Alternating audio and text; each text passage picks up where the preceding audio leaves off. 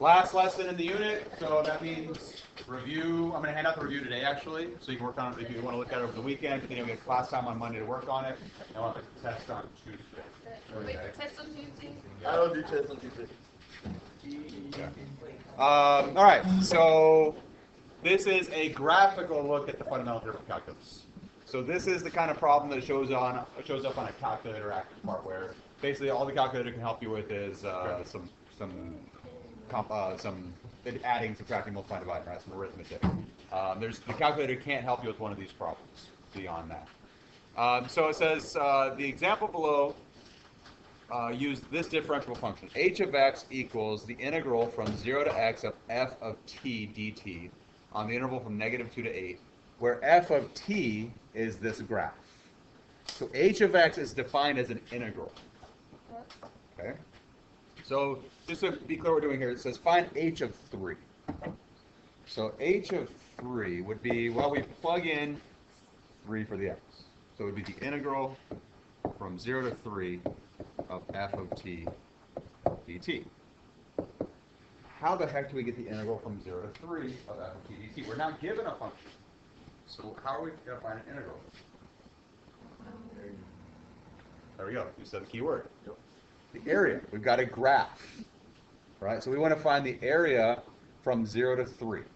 Now, from 0 to 3, we've got, appears like we have a triangle below the x-axis, and then a little triangle above the x-axis.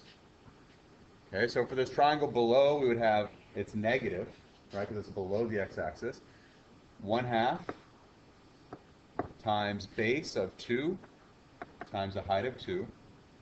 And the other one is above the x-axis, so that'll be plus 1/2 times 1 times 1, base times height. So we have negative, so negative, let's see here, 2 plus 1/2, so negative 3/2. So h of 3 is negative 3/2. Now notice again, we calculated that but with the integral because that's how h is defined. Just 0 to whatever's in that h. So 0 to whatever's there. In this example, this number doesn't have to be 0. It could be any number, and you do the integral from there to there. Okay? H prime of 3. Now, this is where the second fundamental theorem of calculus comes, what we saw yesterday. Remember, the derivative of the integral is just the function. So we're finding the derivative of the integral. So if we start off thinking h prime of x, right, h prime of x. So that would be the derivative. We would plug in x. Well, h prime of x is f of x. This is from the second fundamental theorem of calculus, what we saw yesterday. It's from a to x. So yesterday we saw we just plug in x. Okay? Times the derivative of x, really, but what's the derivative of x? 1, so we don't need it. So h prime of 3 would just be f of 3. And what is f of 3? 1. How do you know it's 1? Okay, so it's a coordinate, right? When x is 3, y is 1. Oh. So actually, then look at the value on the graph. All right. Because this is a graph of f of t. So f of 3 would be 1. H double prime of 3. Well, h double prime of 3 would be the same as f prime of 3. Right? In other words, the slope of this graph at 3. Right? So I'm going to say that's equal to, well, we want rise over run, right? So m equals rise over run. And so let's see here. At that point, the slope appears to be, it goes up 1 over 1, right? If we weren't sure, we could, we have a linear function, so it goes up from 0 to 3, it goes up 4 over 4. Either way, we get rise over run of 1 over 1 over 1. Okay. So just keep in mind, if you can't tell exactly, in other words, if it's not 1, let's say if it's some fraction, you may have to go someplace else and count up over. Your goal is to find, just like back in Algebra 1 or pre-algebra, you find where it goes through a grid point, and then you count rise over run. Okay. So, for example, h double prime of 5. Yeah. So we're saying f prime of 5. Right. Now in this case, notice 5 is right in between these two endpoints, right? So if I go from here to here, it goes down to over 2, right? So negative 2 over 2, which is negative 1. Okay. So basically, we're just finding the slope when we have the Finding the slope. If it weren't linear, you basically couldn't do it. The reason we can do it is because it's linear. If it were a quadratic, without a function, it's really not possible. Yeah. What did you say it was? Because it went down from this point to this point. Oh. I counted it went down 2 and over 2. Oh. We could have started from here to here, but since this point is in between, we kind of wanted to look in between. Oh.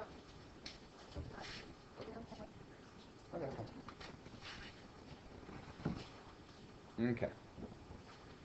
So it says, what is the equation of the tangent line to h of x at x equals 3? So the first thing I want to write down when we hear equation of tangent line is what? y1 equals So that's u. So that slope intercept form, right? Oh, I'm sorry, point slope form. and So y minus y1 equals m times x minus x1. Okay? Now, x1, well, that's just 3. y1 would be f of 3. Now, what was f of 3? F of 3? 1. I'm sorry, not f of 3. It's h. H of 3? Our function is h, so h of 3. So negative 3 halves. And then m is h prime of 3, which was 1. And so we can take these 3 values, plug them in. So y plus 3 halves equals 1 times x minus 3. And we have the equation for our tangent line.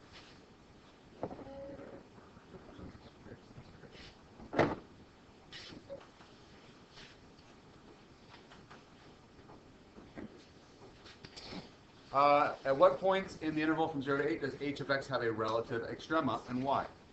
So if we're to have a relative extrema, that means that h prime, which h prime of x is equal to f of x, right? They're the same. And that needs to equal 0.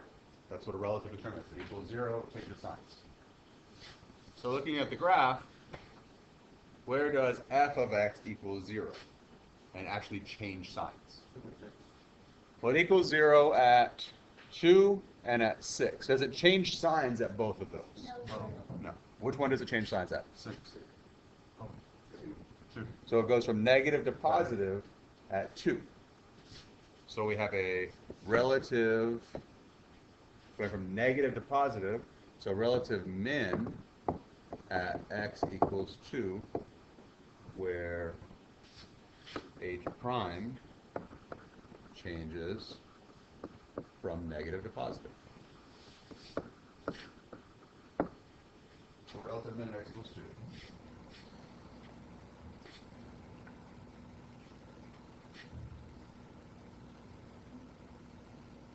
Now notice we answered both questions at one sentence. That's relative extrema at x equals 2, and the y, it changes from negative to positive.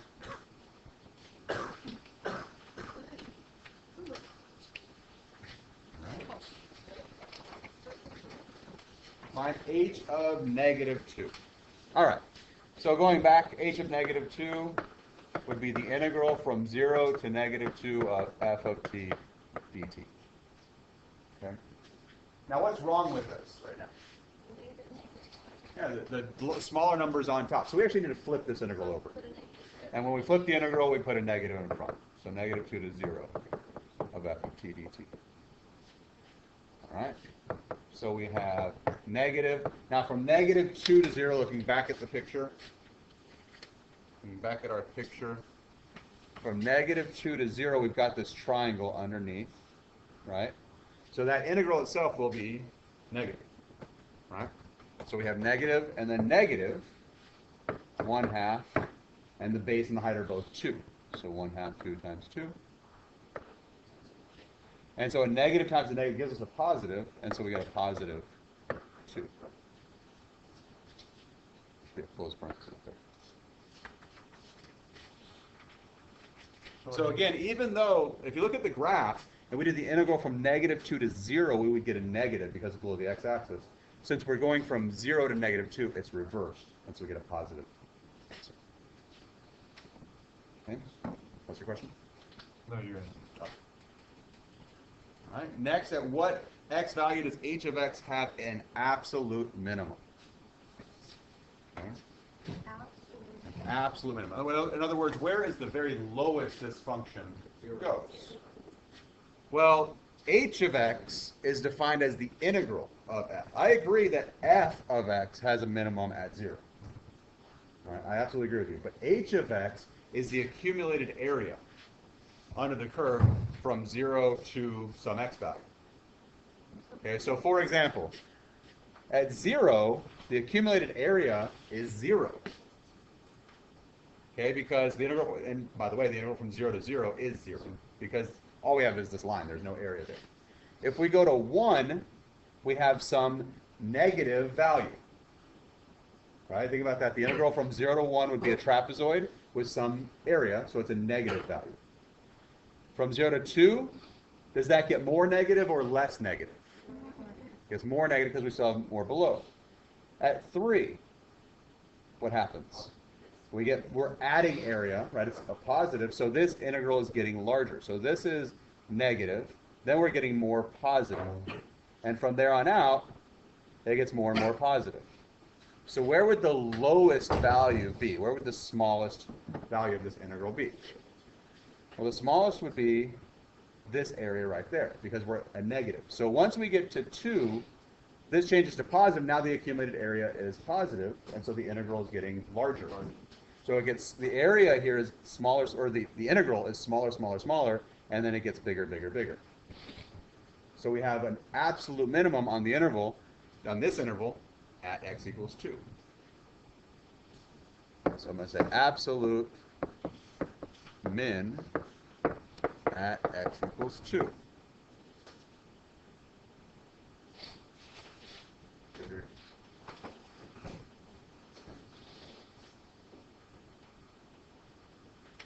Now remember, h of x is the area under f of t.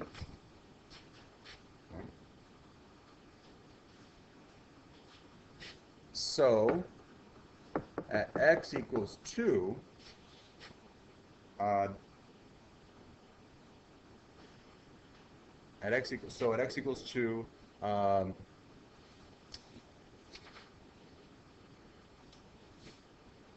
h of x has accumulated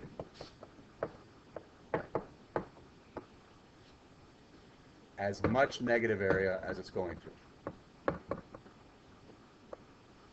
I'm going to put negative, and I'm going to put area in quotes, because it's not really, you can't have a negative area, but make area as it will have.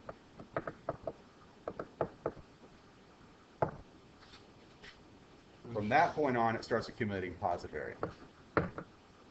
From that point on, so from bigger than 2, from that point on, it starts accumulating positive area.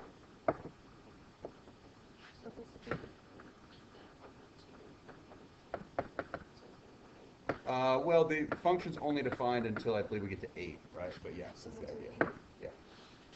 So just looking back at the graph, so this is, again, this is more for your notes, to have something written down so you can look back and read. Hopefully it makes sense. Assuming x equals 2, h of x is the area under of t, so at x equals 2, h of x is accumulated as much negative area as it will have. From that point on, it starts moving positive area. So looking back at the picture again, think about this. So we're going from, remember, h of x is defined as from 0 to x, right? So we're not even including over here. In fact, we know that from 0 to -2, we get a positive answer anyway, right? So from 0 to the right, all the way up to 8, basically, we have negative and then positive. So the most negative it gets is this little area right there. So that's our absolute minimum. This is, by the way, a completely new way of looking at graphs for you. So don't freak out that it feels foreign and weird, because it is. It's kind of like analyzing whenever we're looking at the derivatives of graphs and trying to figure out the slopes. completely new way of looking at graphs. So it's a little confusing at first. Okay, and what x value does h of x have a point of inflection in y? So for it to have a point of inflection, recall that means that the second derivative equals 0 and specifically changes signs, right? So equals 0 and changes signs. That's what it means.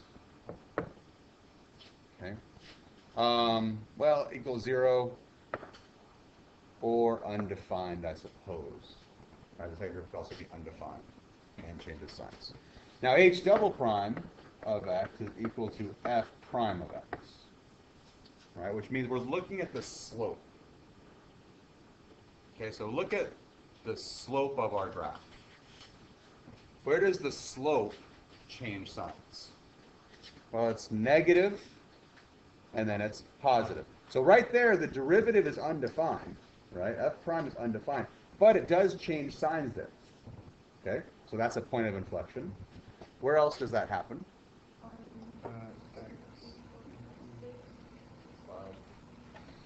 What's it? Oh, wait, 6. 4x.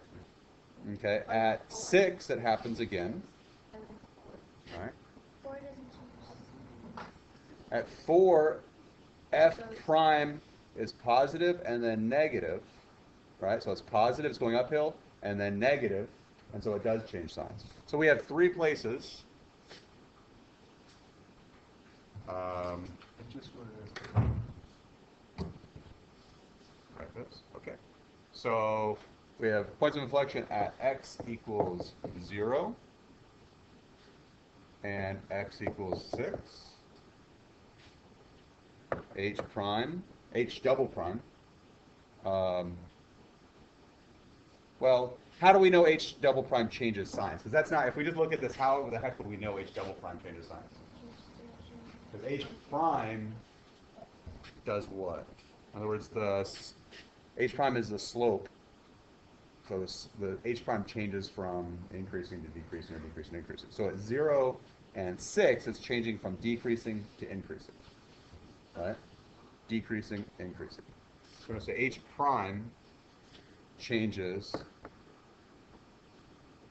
from decreasing to increasing. And x equals 4, H prime changes from increasing to decreasing. So we have 4 points of inflection because the derivative changes from increasing to decreasing, which is the same as the second derivative changing signs. Which is, it's important you make that kind of solid connection in your brain and you kind of remember it. And then finally, what is the instantaneous rate of change of h of x at x equals 3? What's another word for instantaneous rate of change? The what? Okay, slope of what? Slope of the tangent line, what's a more simple word? Let's sort of say the derivative. So instantaneous rate of change is just another way of saying derivative. Okay, so h prime of 3. Well, h prime of 3 is the same as f of 3. And what was f of 3 again?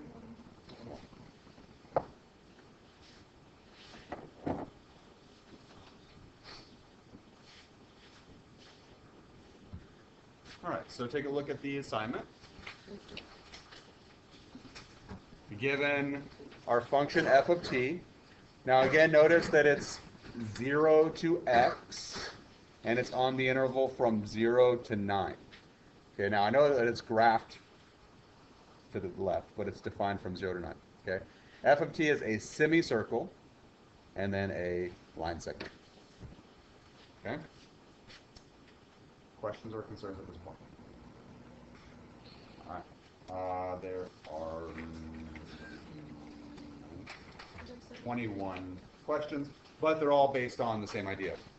Once you get to number 9, you'll have another graph. Ask some questions about it.